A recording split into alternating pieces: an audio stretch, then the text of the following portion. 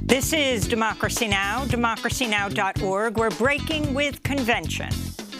What they're doing is using COVID to steal an election. Right. They're using COVID to defraud the American people, all of our people, of a fair and free election. And we can't do that.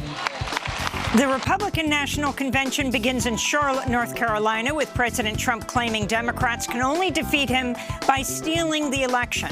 Then, in prime time, Republicans repeatedly use apocalyptic language to describe what a Biden presidency would look like. They want to steal your liberty, your freedom. They want to control what you see and think and believe so that they can control how you live. We'll hear excerpts from the Republican National Convention, then speak to longtime Republican strategist Stuart Stevens, who's worked on 5 Republican presidential campaigns. His new book, It Was All a Lie: How the Republican Party Became Donald Trump. Plus, we look at an issue overlooked at the Republican National Convention: climate. The climate-fueled wildfires engulfing California, where crews are currently battling 625 fires that have killed at least 7 people. We'll speak with a formerly incarcerated firefighter. All that and more coming up.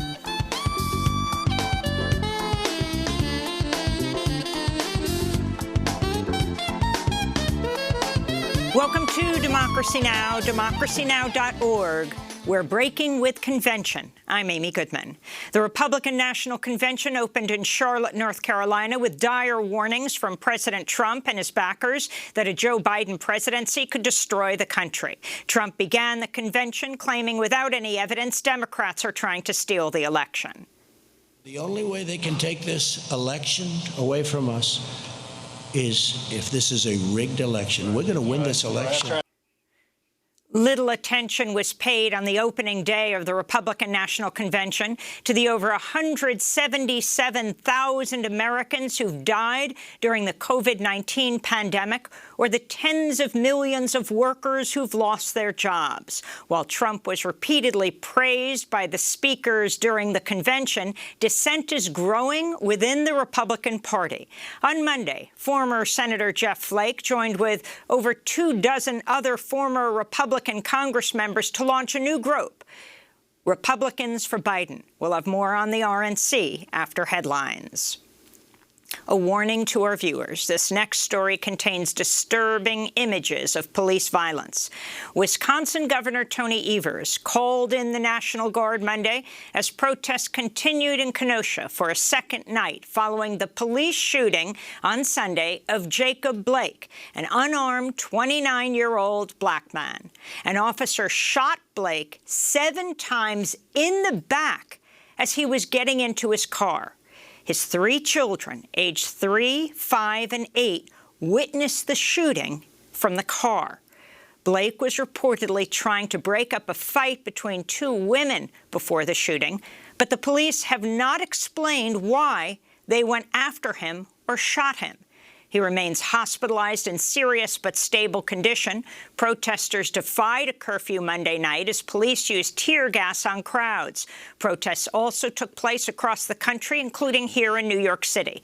Governor Evers and Lieutenant Governor Mandela Barnes called state lawmakers into a special session to take up legislation on police brutality that was introduced earlier this year. This is Lieutenant Governor Mandela Barnes. This was not an accident.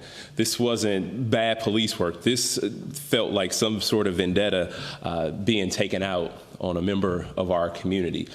The officer's deadly actions attempted to take a person's life in broad daylight.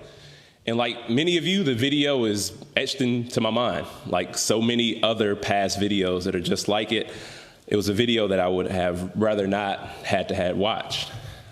But the irony isn't lost on me that as Jacob Blake was actually trying to de-escalate a situation in his community, but the responding officer didn't feel the need to do the same.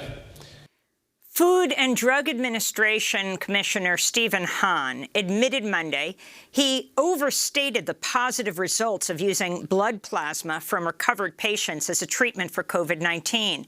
He denied politics played a role in the FDA's emergency use authorization of the treatment, which was touted by President Trump on Sunday. Earlier, President Trump had said the FDA is part of the deep state. In education news, a Florida judge blocked a state order requiring schools to offer in-person teaching, saying it failed to take safety concerns into account. Florida's appealed the ruling. Ohio State University has suspended 228 students from campus for breaking rules around parties and gatherings. Meanwhile, the University of North Carolina reported a 31% COVID-19 positivity rate for last week, up from 13% the first week of class. In environmental news related to the coronavirus, the Associated Press found thousands of oil and gas projects and government facilities have been permitted to stop monitoring for hazardous emissions and bypass other environmental and health rules during the pandemic. In international news, scientists in Hong Kong say they've identified their first case of reinfection after a recovered COVID-19 patient contracted the virus again 4.5 months after his first infection. Meanwhile, in Xinjiang, China, reports have emerged of people being handcuffed to buildings and being ordered to stay inside for weeks on end as part of the repressive measures taken to contain the coronavirus, despite official numbers going down. China has been accused of demographic genocide in Xinjiang for its mass imprisonment and repression of Uyghurs and other Muslim minorities. Gaza has gone into lockdown after it reported its first COVID-19 cases outside a quarantined area. The 4 cases were from the same family in a refugee camp. Doctors in eastern Libya are warning that overburdened and poorly equipped hospitals will not be able to handle the rising number of coronavirus patients. Protesters have taken to the streets of Tripoli and Misrata in recent days to demand an end to corruption and proper care for those affected by the pandemic. In California, the death toll has risen to at least 7 as climate change-fueled wildfires continue raging across the state. Governor Gavin Newsom said Monday close to 300 lightning strikes overnight had sparked 10 new fires, bringing the number of active fires to 625. Over 1.4 million acres have burned across California. Authorities say some progress has been made over the past day, though, and the biggest group of fires around Napa in Northern California is now 25% contained. Among the tens of thousands of firefighters who have been enlisted to fight the blazes are around 1,300 incarcerated people.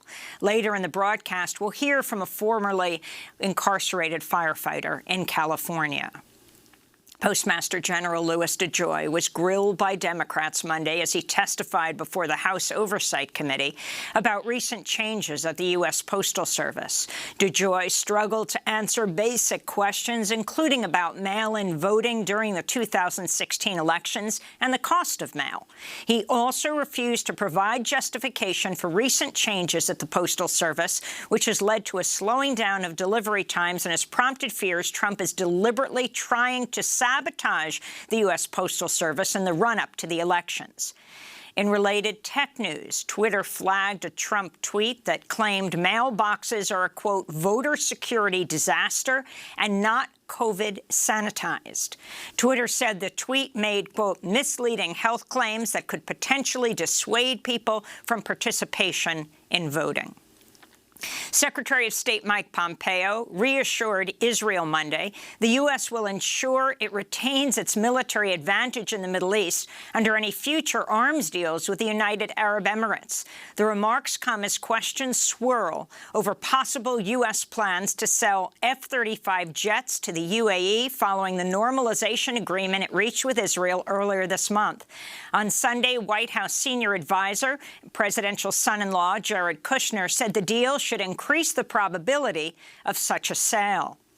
Israeli Prime Minister Benjamin Netanyahu has come under fire over reports last week that the sale of F-35s was part of the deal with the UAE and that he gave Trump the green light for the sale. Netanyahu has denied the reports. The UAE reportedly canceled a planned meeting with the U.S. and Israel over his denial. Israel's the only country in the Middle East that currently has the F-35. Secretary of State Pompeo will deliver a speech tonight at the Republican National Convention, a move which critics say is a violation of the Hatch Act since he's a diplomat. The speech was recorded Monday in Israel, which is continuing its bombing assault on Gaza.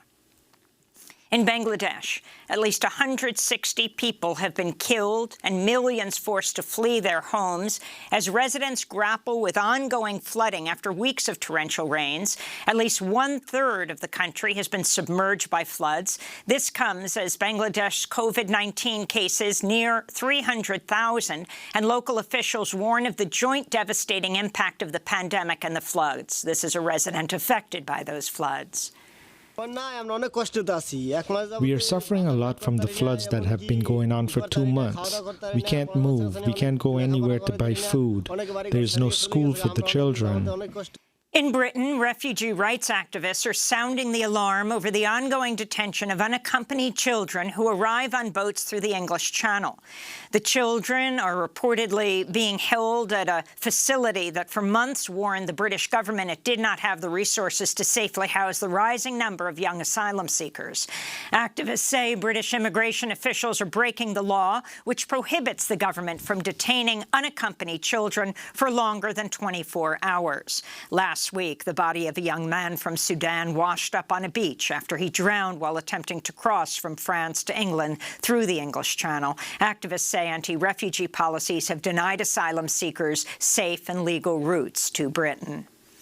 Back in the United States and North Carolina, a federal appeals court has ruled the rights of Ronnie Long, a black man who's been in prison for over 40 years, were violated during his trial. Long was convicted for the rape of a white woman in 1976 by an all-white jury. But he's maintained for decades he was wrongfully convicted. 3 appeals court judges said Monday they too believe Long is innocent, citing what they call, quote, extreme and continuous police misconduct in his case. The appeals court is now urging a lower court to close the case. Long was 20 years old at the time of his arrest. He's now 64. The Office of New York Attorney General Letitia James is investigating the Trump Organization and President Trump over the possible inflating of his assets in order to secure loans and other benefits. James is requesting President Trump's son Eric be compelled to testify after he abruptly canceled a planned deposition last month. In 2019, Trump's former fixer, Michael Cohen, told Congress Trump had inflated his assets and financial statements to obtain loans while deflating the value of other assets to reduce real estate taxes. TikTok is suing President Trump over his executive order banning the popular video sharing app. TikTok, which is owned by the company ByteDance, said Trump's order was part of a, quote, broader campaign of anti-China rhetoric. Trump also banned the Chinese social media app WeChat earlier this month. TikTok has around 92 million monthly users in the United States. And Jerry Falwell Jr. has reportedly resigned as president of the Evangelical Christian Liberty University in Virginia amidst the growing fallout over claims about his personal life. He was put on leave earlier this month after he posted a photo on Instagram in which he's posing with his arm around a young woman holding a drink with his pants unzipped. On Monday, Giancarlo Granda, a former hotel pool attendant who then became a business partner, said he had an affair with Becky Falwell, Jerry Falwell Jr.'s wife. Granda says Falwell Jr. would watch while they had sex. Jerry Falwell Jr. is a prominent supporter of President Trump, surprising many in 2016 when he endorsed Donald Trump. And those are some of the headlines. This is Democracy Now!, democracynow.org. I'm Amy Goodman with Juan González. We're breaking with convention. I'm in New York City, joined by my co-host Juan González from his home in New Brunswick, New Jersey. Hi, Juan. Hi, Amy, and welcome to all of our listeners and viewers across the country and around the world. Well, the Republican National Convention opened in Charlotte, North Carolina Monday. President Trump made a surprise speech during the day. Just minutes after he was formally nominated for a second term, he spoke in front of a group of delegates in Charlotte. 4 more years! 4 more years! 4 more years! 4 more years! 4 more years! 4 more years! Now, if you want to really drive him crazy, you say 12 more years. Because we caught them doing some really bad things in 2016. Let's see what happens. During his daytime speech, President Trump continued his attack on mail-in voting. And the only way they can take this election away from us is if this is a rigged election. We're going to win this election. What they're doing is using COVID to steal an election. They're using COVID to defraud the American people, all of our people, of a fair and free election. And we can't do that. While Trump spoke in Charlotte, the new Postmaster General, Louis DeJoy, who is a major Trump donor, was being grilled by Democrats on the House Oversight Committee who accused him of trying to sabotage the Postal Service ahead of the election. In an unusual decision, the Republican Party has decided not to adopt a new platform this year, a move that ensures there will be no public debate at the convention about the direction of the party under Trump. During the primetime Republican National Convention, speakers, including the president's son, Donald Trump Jr., use apocalyptic language to describe the dangers of a Biden presidency. The evening kicked off with Charlie Kirk, founder of the right-wing student group Turning Point. We may not have realized it at the time, but Trump is the bodyguard of Western civilization. Trump was elected to protect our families from the vengeful mob that seeks to destroy our way of life, our neighborhoods, schools, churches, and values. President Trump was elected to defend the American way of life. Throughout the first night of the Republican convention, speakers repeatedly praised Trump's handling of the COVID-19 outbreak, even as the U.S. death toll tops 177,000. By far the highest in the world. The U.S. has less than 5% of the world's population, but more than 25% of the deaths. No mention was made of Trump's record of spreading misinformation, his urging of states to reopen too soon, or his months-long refusal to wear a mask during the pandemic. This is Amy Ford, a nurse from West Virginia. President Trump recognized the threat this virus presented for all Americans early on and made rapid policy changes.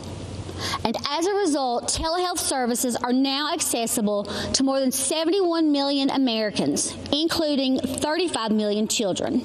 There continues to be a lack of tests and masks available to the overall population in the United States. While polls show 90% of black voters back the Biden-Harris ticket, a number of African-American public figures were featured on Monday night's Republican convention, including Vernon Jones, a Democratic state representative from Georgia. I'm here to tell you that black voices are becoming more woke and louder than ever. The Democratic Party has become infected with a pandemic of intolerance, bigotry, socialism, anti-law enforcement. The wealthy white St. Louis couple who brandished guns at Black Lives Matter protesters who marched near their mansion in June also spoke. Mark and Patricia McCloskey now face felony charges over the incident, which saw Mark McCloskey point a semi-automatic assault rifle at protesters while Patricia waved a silver pistol, her finger on the trigger. What happened to us could just as easily happen to any of you who are watching from quiet neighborhoods around our country. And that's what we want to speak to you about tonight. That's exactly right. Whether it's the defunding of police, ending cash bail so criminals can be released back out on the streets the same day to riot again, or encouraging anarchy and chaos on our streets. It seems as if the Democrats no longer view the government's job as protecting honest citizens from criminals, but rather protecting criminals from honest citizens. Not a single person in the out-of-control mob you saw at our house was charged with a crime. But you know who was? We were. They're not satisfied with spreading the chaos and violence into our communities. They want to abolish the suburbs altogether. Black Lives Matter protesters were passing the McCloskeys' house to get to the mayor's house in protest when the McCloskeys brandished their weapons at the protesters. Many speakers on the opening night of the Republican National Convention warned of chaos if Trump loses the race. This is former Fox News host Kimberly Guilfoyle. They want to destroy this country and everything that we have fought for and hold dear. They want to steal your liberty, your freedom. They want to control what you see and think and believe so that they can control how you live. They want to enslave you to the weak, dependent, liberal, victim ideology to the point that you will not recognize this country or yourself. Kimberly Guilfoyle is the partner of Donald Trump Jr., who spoke next. She's also the ex-wife of the California governor, Gavin Newsom. She also took aim at California. But Donald Trump Jr. also then addressed the convention. People of faith are under attack. You're not allowed to go to church, but mass chaos in the streets gets a pass. It's almost like this election is shaping up to be church, work, and school versus rioting, looting, and vandalism. Or, in the words of Biden and the Democrats, peaceful protesting. Anarchists have been flooding our streets, and Democrat mayors are ordering the police to stand down. Small businesses across America, many of them minority-owned, are being torched by mobs. The Democrat mayors pretend it's not happening. They actually called it a summer of love. Former UN Ambassador Nikki Haley, who's widely viewed as a potential presidential candidate in 2024, also spoke. In much of the Democratic Party, it's now fashionable to say that America is racist. That is a lie. America is not a racist country. This is personal for me. I am the proud daughter of Indian immigrants. They came to America and settled in a small southern town. My father wore a turban. My mother wore a sari. I was a brown girl in a black and white world. We faced discrimination and hardship, but my parents never gave in to grievance and hate. The opening night of the Republican National Convention ended with Senator Tim Scott, the only black Republican in the U.S. Senate. He claimed Joe Biden wants a cultural revolution in the United States. Our side is working on policy, while Joe Biden's radical Democrats are trying to permanently transform what it means to be an American. Make no mistake. Joe Biden and Kamala Harris want a cultural revolution, a fundamentally different America. If we let them, they will turn our country into a socialist utopia. And history has taught us that path only leads to pain and misery, especially for hardworking people hoping to rise. Senator Tim Scott speaking at the opening of the Republican National Convention. When we come back, we'll speak to veteran Republican strategist Stuart Stevens, author of the new book, It Was All a Lie, How the Republican Party Became Donald Trump. Stay with us. I keep going round and round on the same old circuit. A wire travels underground to a vacant lot, where something I can't see interrupts the current and shrinks the picture down to a tiny dot. And from behind the screen it can look so perfect, but it's not.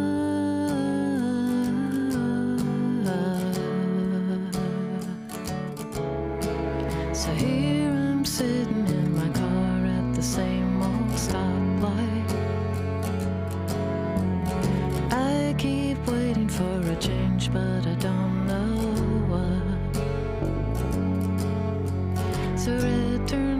It's Not by Amy Mann. This is Democracy Now!, democracynow.org. We're breaking with convention. I'm Amy Goodman with Juan González.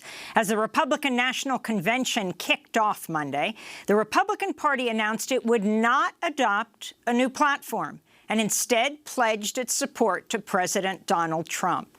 At the same time, a group of veteran Republican operatives who want to defeat Trump launched a $4 million advertising blitz this week that targets voters in swing states. Morning in America. Today, more than 175,000 Americans have died from a deadly virus Donald Trump ignored, praising China's response instead of heeding the warnings, then blaming them to cover his own failures. With the economy in shambles, more than 30 million Americans are out of work, the worst economy in decades. This afternoon, millions of Americans will apply for unemployment. And with their savings run out, many are giving up hope. Millions worry that a loved one won't survive COVID-19. There's mourning in America. And under the leadership of Donald Trump, our country is weaker and sicker and poorer. And now, Americans are asking, if we have another 4 years like this, will there even be an America? The Lincoln Project is responsible for the content of this advertising. That ad called Morning in America, spelled M-O-U-R-N-I-N-G. The anti-Trump ads will run on TV and online throughout this week's convention coverage and are paid for by the Lincoln Project, a super PAC that can raise and spend unlimited amounts of money. On Monday, former Republican National Committee Chair Michael Steele announced he's joining the group. This comes as longtime White House advisor Kellyanne Conway said she plans to leave her job at the end of this month, citing her family. And her husband, George Conway, who co-founded the Lincoln Project, is also leaving the Lincoln Project. The couple's 15-year-old daughter, Claudia Conway, had said she's seeking emancipation from her parents and tweeted she's devastated her mother is speaking at the Republican National Convention. Conway replied, talking about stepping back from her job as a top senior advisor and counsel to the president, from now on, less drama, more mama. Meanwhile, the pro-Biden super PAC, American Bridge, launched an ad campaign Monday that features Trump's former lawyer, Michael Cohen. For more, we're joined by someone who is a senior advisor to the Lincoln Project and much more. Stuart Stevens is a longtime Republican political consultant who worked as a strategist for 5 Republican presidential campaigns, including Bob Dole, George W. Bush, and Mitt Romney, as well as senators, congressmen, and governors. Politico calls him one of the most successful political operatives of his generation. Stevens did not support Donald Trump as the Republican candidate in 2016. His new book is out this month. It's titled, "It Was All a Lie: How the Republican Party Became Donald Trump." In it, he compares his lifelong political party to the mafia, the segregationist movement, and even to the Nazis. Stuart Stevens, welcome to Democracy Now! Thank you for joining us from your home in Stowe, Vermont. You have said that race and racism is at the core of the Republican project. Can you talk about why you feel it's not just Donald Trump? I mean, many, even in the Lincoln Project, say their party left them. But you are saying that the original sin of the Republican Party, racism, is at its core. It's not just Donald Trump. Please explain. First, great to be here. It really goes back, and in this book I wanted to trace this, to the post-World War II history of the modern Republican Party. 1956, Dwight Eisenhower got almost 40% of the African-American vote. That fell off a cliff with Barry Goldwater in 1964. He got 7%. He opposed the Civil Rights Act. Now, you could have made a case at the time that African Americans would drift back to the Republican Party in some substantial numbers because of cultural conservatism, faith, entrepreneurship, patriotism, but that never happened. So since 1964, the Republican Party has failed to attract African Americans in any numbers over 10% in most races. And what does that mean? It means really that you get very good at one thing and not very good at the other. Now, I was part of the party that worked for George Bush, both George Bushes actually, but I went down in April of '99 to work for Governor Bush. And we saw that the party needed to change. We tried to form a new formulation of conservatism that the governor called compassionate conservatism. Our feeling was, at least my feeling was, and I think others agreed with me, that we were almost inevitable, that the side of the party that we represented would emerge as dominant. I think looking at Donald Trump, I have to admit I was wrong. I think that we were the recessive gene, not the dominant gene, and that the party now has become very comfortable with a white grievance. And I think you saw that on full display last night. Well, Stuart Stevens, following up on that, in your book, you have a chapter, I think it's chapter 8, The Empire's Last Stand. And you say in there the Trump obsession with immigrants from Mexico and Central America is motivated by his own racism, but it also reflects the knowledge that every new non-white voter in America is a threat to the existence of the Republican Party. Could you elaborate on that? Well, that's just a fact. But if you look at the construct of the Republican Party now, the great danger, and the reason the Republican Party, if it doesn't change, is going to go away as a major political party, those Americans 15 years and under, the majority are non-white. Now, odds are good they're going to turn 18 and still be non-white. And that really is a death sentence for the Republican Party as it's currently constructed. You know, it's fascinating to look here. Since '64, we haven't been able to get African Americans. We made a concerted attempt, President Bush did, to get more Hispanics, and it was very important to him. Got up to about 43%, 42% in 2004. And then it's fallen back to 27% or so. But it's not just Hispanics and Asian and African Americans. If you look at Asian Americans used to support Republicans at like 70%, and now they oppose Republicans at like 70%. So why is that? It's not like Republicans were out attacking Asian Americans, or at least not until recently when Donald Trump started attacking Chinese, as if he had like a list of people to go down that I forgot to attack the Chinese. But they got the joke, I think, that if you weren't white, you really weren't welcome in the Republican Party. And that's really a death signal for a party. That's what happened to the party in California. California was the beating heart of the Republican Party. It was the electoral citadel not that long ago. And now the Republican Party is in third place, not second place, third place. And I think the history of things happening in California and then rolling across the country is pretty good. I'm wondering also if you could talk about the foreign policy implications here. Nikki Haley spoke last night. She was supposed to, as a former UN ambassador, be able to put the picture of what the Trump administration has done foreign policy-wise. As the rest of the world watches this convention and the language and the rhetoric and the apocalyptic vision that the Republican Party is espousing, what does it do to the standing of the United States in the world and among other political leaders? You know, what I found just extraordinary about last night and Nikki Haley was, here last week we have Republican Senate Committee under Marco Rubio of Florida puts out a report that says that the Russians were definitely involved in our elections and definitely trying to help Donald Trump. And there was no mention of it. This is the most serious attack on our electoral system by a hostile foreign power in the history of the United States. And we know they're doing it again. And Republicans aren't even talking about it, even when their own party says that it's happening.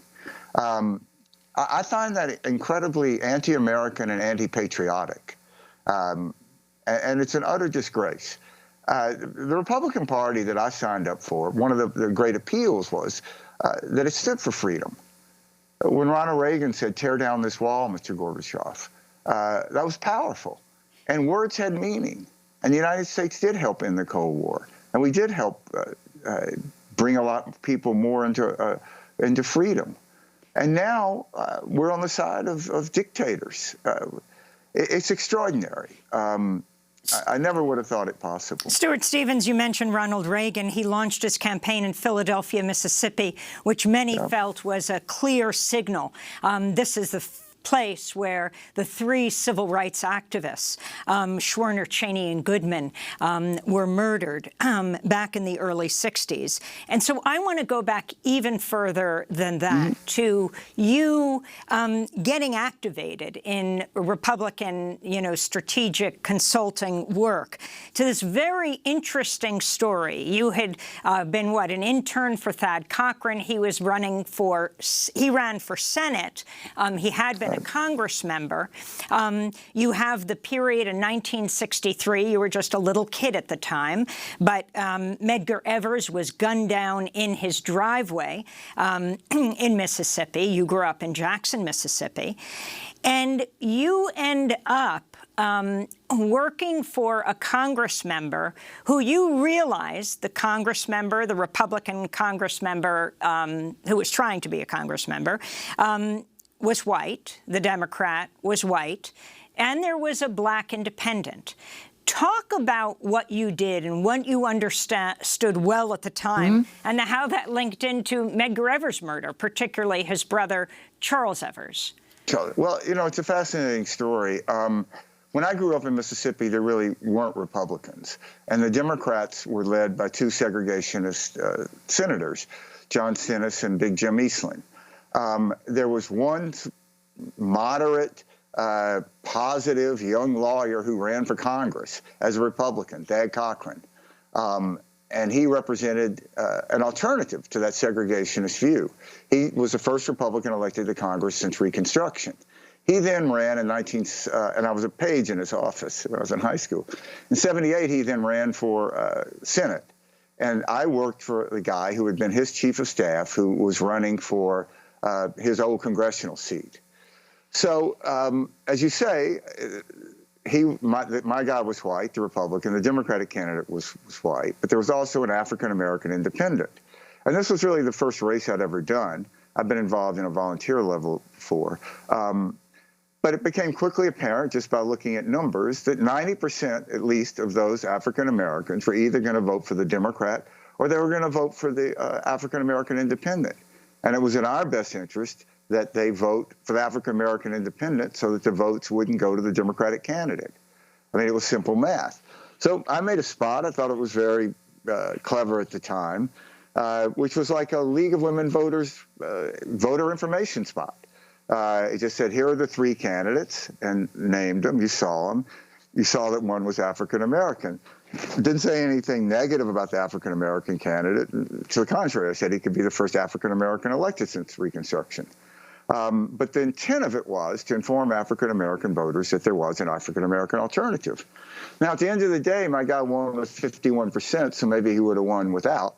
But it was a stark lesson to me that how much our politics is played in the key of race. And that hasn't changed.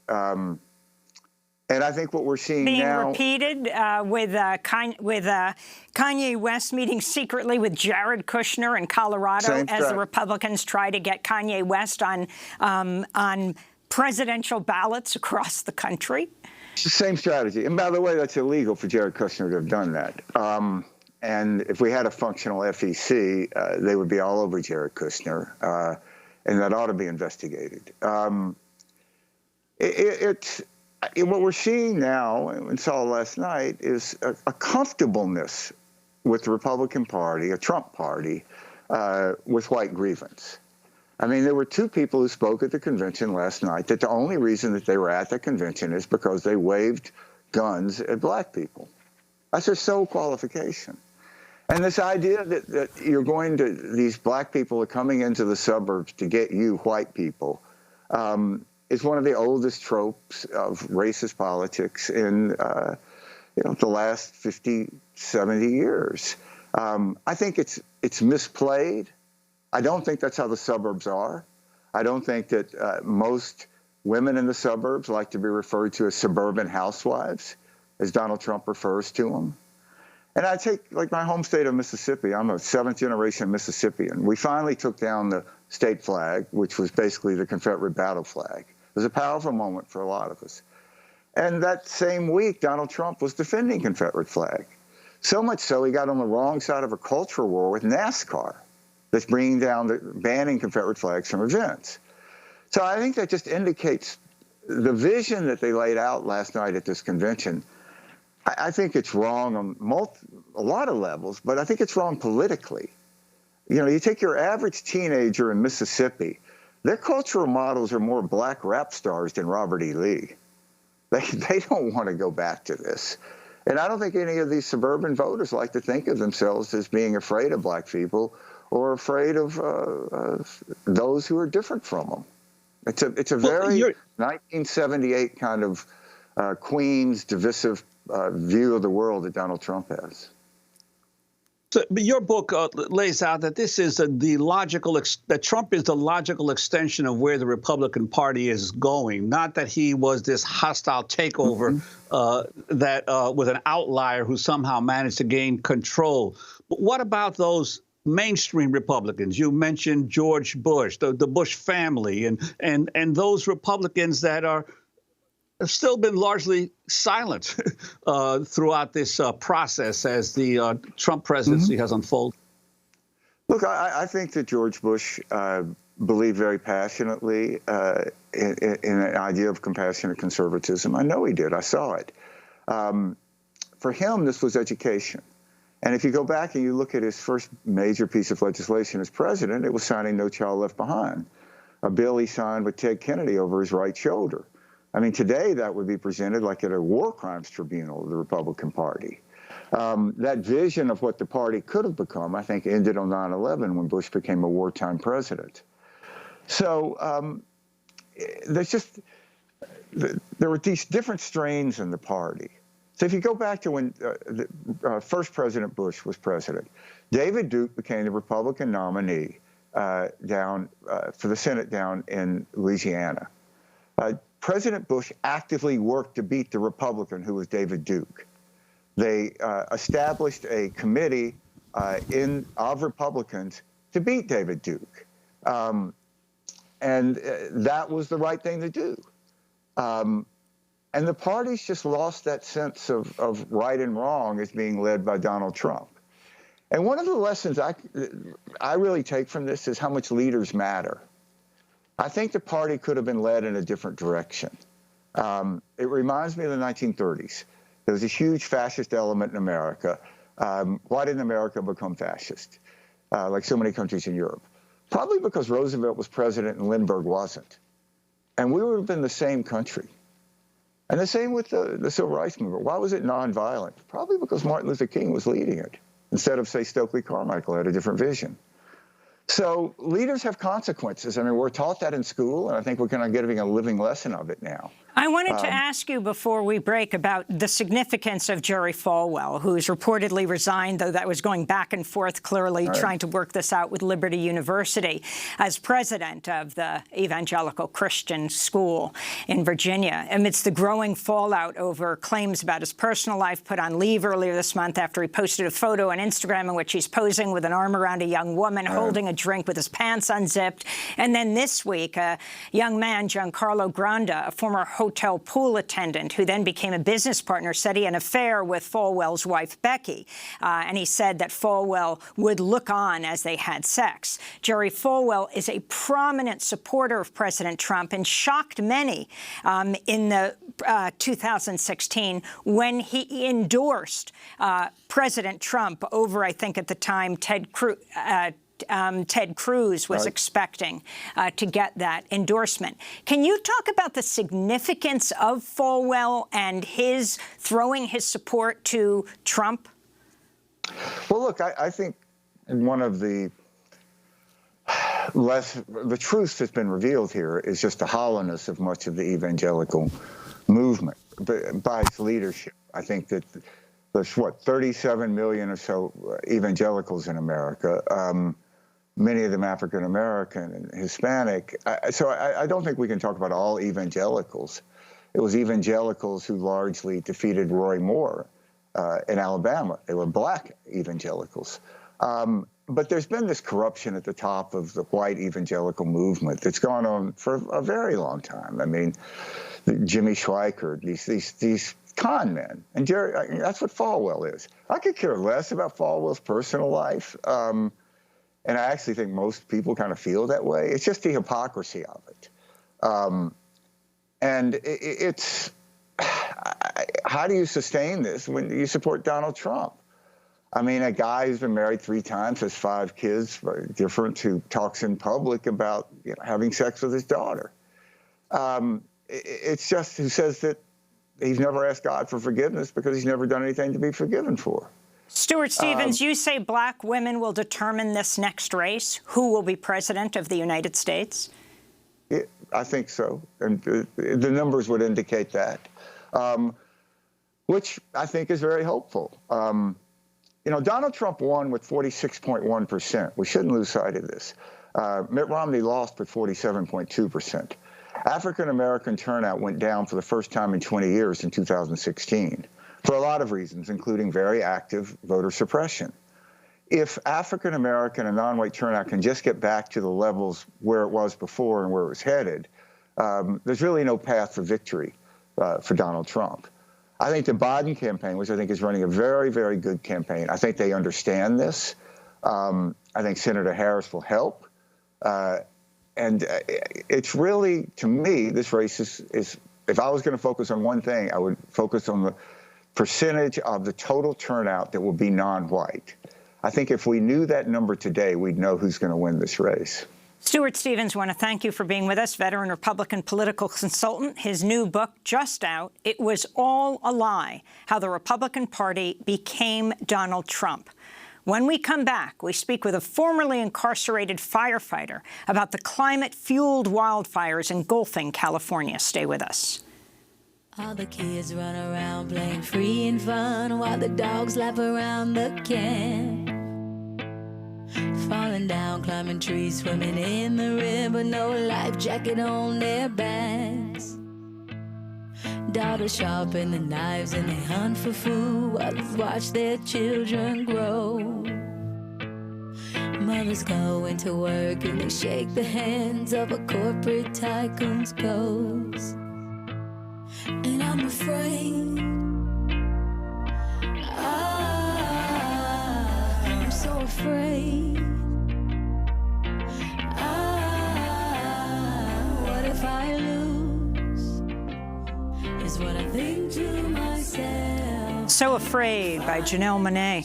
This is Democracy Now!, Breaking with Convention. I'm Amy Goodman with Juan González as we turn to California, where climate-fueled wildfires are engulfing the state. Crews are battling more than 600 fires that have killed at least 7 people.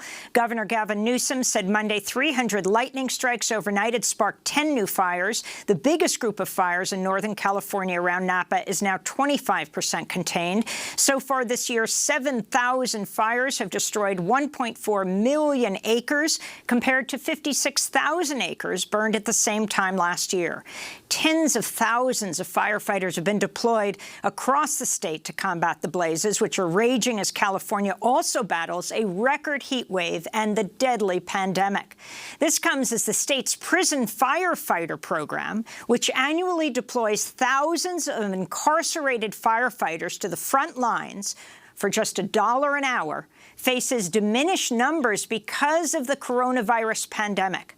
Last month, Governor Newsom ordered the release of some 8,000 incarcerated people, including some from the prison fire camps, as COVID-19 swept through the state's prisons and camps. Several fire camps faced COVID outbreaks in July. Now, as advocates demand mass release for incarcerated people at risk due to the pandemic, more than 1,300 incarcerated firefighters are currently fighting the blazes ravaging California. One of the state's 44 prison camps, the fire prison camps, Delta Conservation Camp in Northern California, is battling the fires with a crew of 55 incarcerated firefighters compared to the camp's 132-person capacity. Over the weekend, Democracy Now! Reached former incarcerated firefighter Marty Vinson by phone. He was stationed at Delta Camp in 2018, where Democracy Now! First met him. In an interview, Vinson called the prison firefighting program California's piggy bank and spoke out about the conditions firefighters at Delta Conservation Camp are currently facing. I imagine the worst. I honestly do. I feel like I can imagine them working much longer hours. So we normally do 24 on, 24 off. I can imagine them doing anywhere, because it's possible. You can do a 48 to 72 hours. It's just so many things that go on out there, regardless if it's natural things that can kill you, or let alone a human being that's making a decision that can possibly kill you.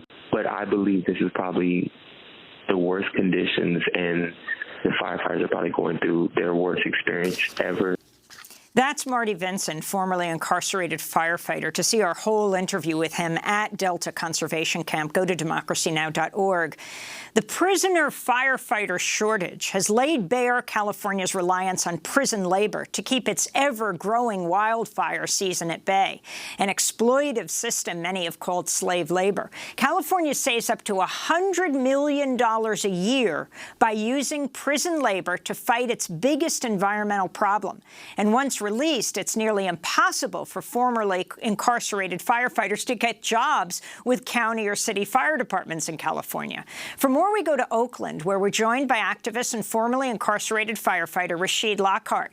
He's a firefighter at San Quentin State Prison. He was released in January.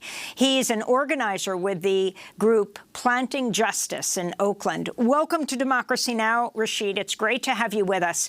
Can you talk about what's happening right now? California's talking about a firefighter shortage because prisoner firefighters, a number of them have been released due to COVID or are sick with COVID. Explain what's going on and the fact that they make $1 an hour if they're healthy enough to fight the fires. Yeah, so these conditions, they're just, I mean, they're implorable. I mean, you have, I believe it's 600 less firefighters this year, and we're facing some of the largest wildfires that we've ever had in this state. These guys are out 24, 48 hours at a time.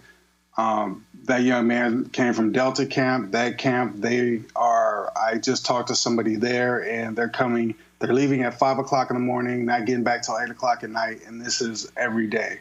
So they're being overworked. And for, $1 an hour, I mean, they're working alongside firefighters that aren't incarcerated people that are making, we don't know how much, and putting their lives on the lines. And it's just, it's a little bit of a human tragedy. They're battling COVID-19 and they're battling wildfires at the same time. Rashid, I wanted to ask you about Kamala Harris, so the nominee of the Democratic Party for vice president. When she was Attorney General of California, she advocated against early release programs for incarcerated people because it would reduce the number of incarcerated firefighters. Could you talk about her role in this whole issue of the politics of how to deal with the incarcerated and the fighting of fires in California? Yeah, well, the fact is it impacts our state economy, right? They're saving $100 million a year on having formerly incarcerated individuals fighting these fires. And it's a little bit of a slap in the face to those of us who are incarcerated, who are trying to, be the best that we can be and put our lives on the lines to go out here and fight these fires. But, her doing that and being a part of mass incarceration as, the district attorney, she essentially is signing people up for slavery, right? You want these guys to go out and fight these fires and do it for only $1 an hour. And then you're turning around and saying, oh, we don't want to release anybody because, it's going to cost the state this much. It's implorable. came out, and later when she became senator, she said that it was her prosecutors who argued this in court. She said she thought it was reprehensible, not at the time. She says she didn't know about it, but said the buck stops with her, and so she took responsibility. It's unclear if she knew about it.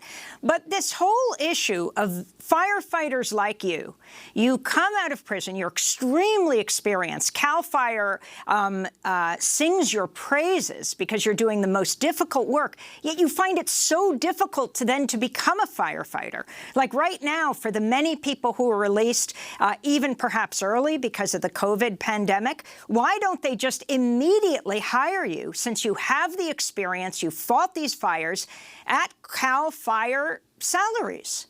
Not to mention giving more money to the prisoner firefighters. Yeah, that's the question, right? I mean, you take, like myself, I was a lead engineer on a Type 1 fire engine and a lead on the ambulance crew. I don't know what more qualification you would need, right? That should automatically entitle me to go right into a department upon my release, but that's just not the case. They, for like me being more of a municipal firefighter, they want us to have EMT certifications, and state law right now currently blocks me from getting that. Because you were formerly in prison? Because I was formerly in prison, yes. And if right now, like, we're hearing CAL FIRE get on these interviews and say that we just lack resources. Well, what they're not saying is we lack the incarcerated firefighters. That's the issue, right? Because we make up the backbone of the firefighting department. And if we're saving the state $100 million, how much more can we save the state by taking formerly incarcerated people coming out of these fire camps, coming out of these firehouses, and putting them right into employment? I'm wondering, when you were out there fighting these fires, to what degree did you encounter National Guard troops? Because I've been surprised time and again at how few National Guard are mobilized when these fires spread in California. Well, I myself, I'm not qualified to answer that because I was at an actual functioning firehouse. I wasn't at a camp, so I didn't get to go out to the wildland firefighters. I instead was resigned to the city of San Quentin, the quote-unquote city of San Quentin, and where they had a full residency around there. And so I was doing basically municipal firefighting. And can you talk about what you did when you were in prison, or what you've heard people are doing, for example, at San Quentin with the COVID outbreak? I mean, you have one of the worst outbreaks in this country, is in the prison system of this country, right. San Quentin at its heart. Yeah, so what people are doing right now, and what I'm hearing, is they're essentially just sheltering in fear, right? The conditions are not, they're not, San Quentin is not designed to have an outbreak like COVID-19. It's impossible to practice social distancing. It's overcrowded, and then people are being herded off into tents and back into gymnasiums that, I don't know if you remember, about 5-10 years ago, there was, an outcry about the way they were housing people in these gymnasiums. And so San Quentin is just not set up for this type of outbreak. And so my incarcerated people that are still there are sheltering in place. My fire crew that's there at San Quentin, they're getting more calls than they can handle. I talked to one of my incarcerated firefighters who had said that morning, it was only 11 a.m. in the morning, that they had been on 5 calls. But they had only been on 5 calls that morning because they couldn't get to the other 11 that were happening. So it's a human tragedy what's happening in San Quentin, and the incarcerated people that are there are living in fear. Well, Rashid Lockhart, we want to thank you so much for being with us. Rashid worked as an incarcerated firefighter at San Quentin State Prison, was released in January, now an organizer with Planting Justice in Oakland.